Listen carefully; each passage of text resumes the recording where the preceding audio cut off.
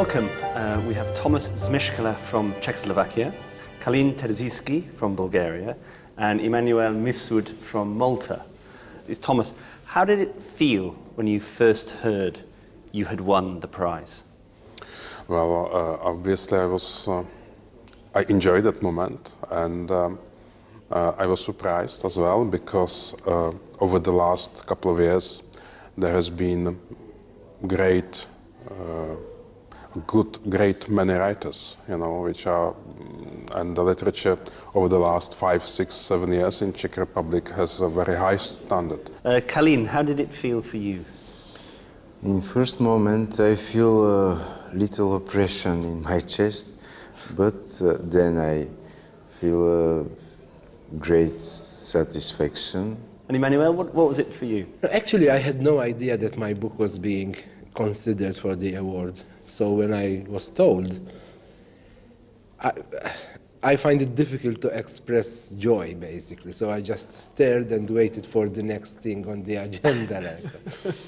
It doesn't mean that I didn't feel happy, and I still feel very happy about it. How do you think your nationalities, your culture, the countries where you've each come from, how do you think that has influenced your stories, your writing? Well, my book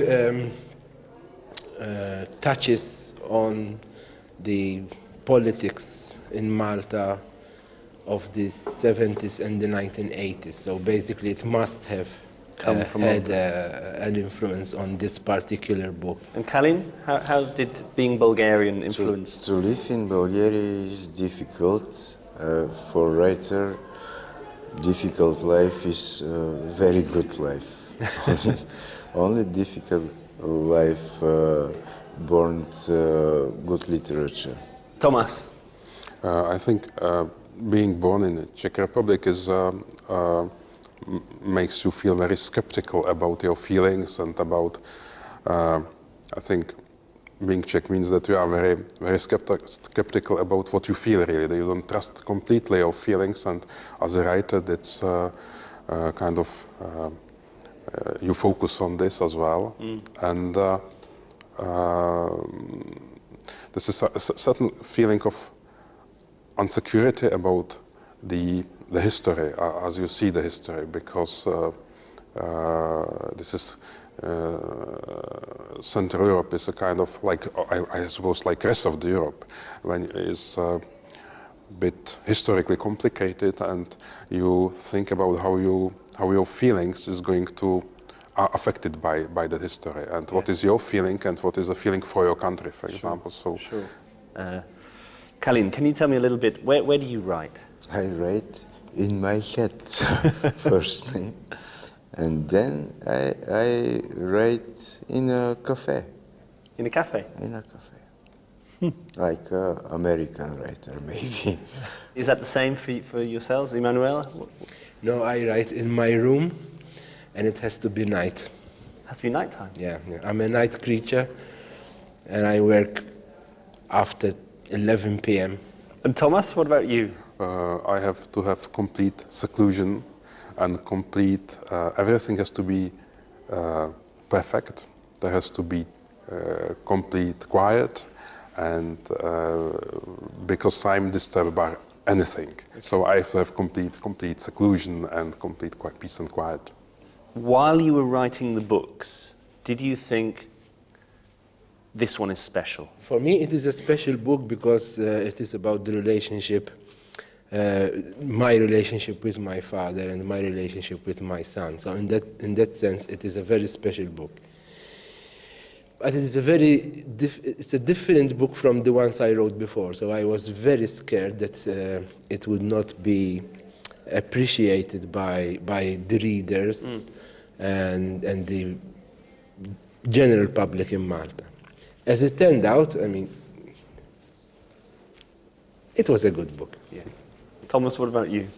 Well, I didn't think about any prizes really. I was really concentrating on writing, because through writing I think I try to understand certain things, and so I thought about the topic, and how to express it, and it didn't come easy at all. Do you think that winning this prize may help other writers or publishing or book selling in your own countries?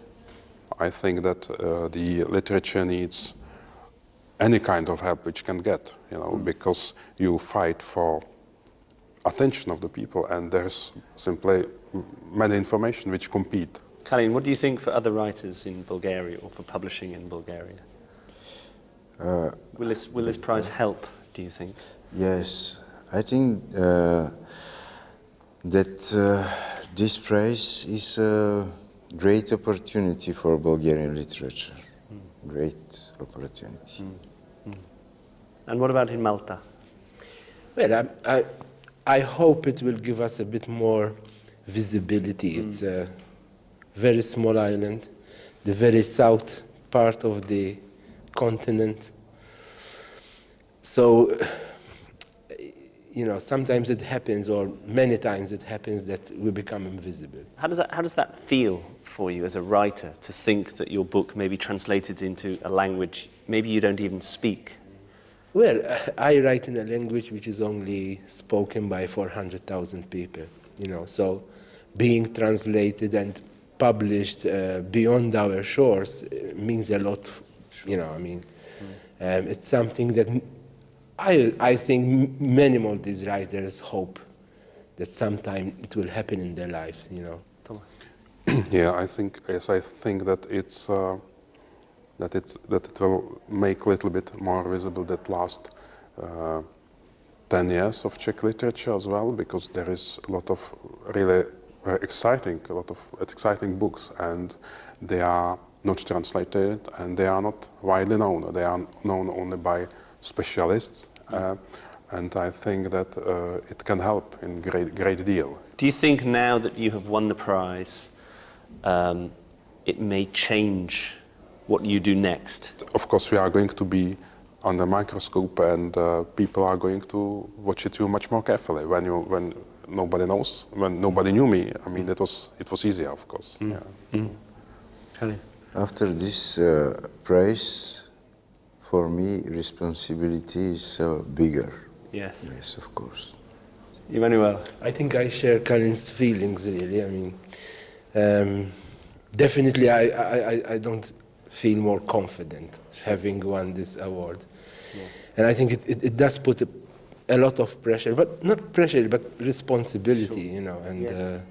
That might scare you a bit. One of the things that people are always intrigued by, excited by, is learning where the writers get their ideas from, where the inspiration comes from for a story or for a character.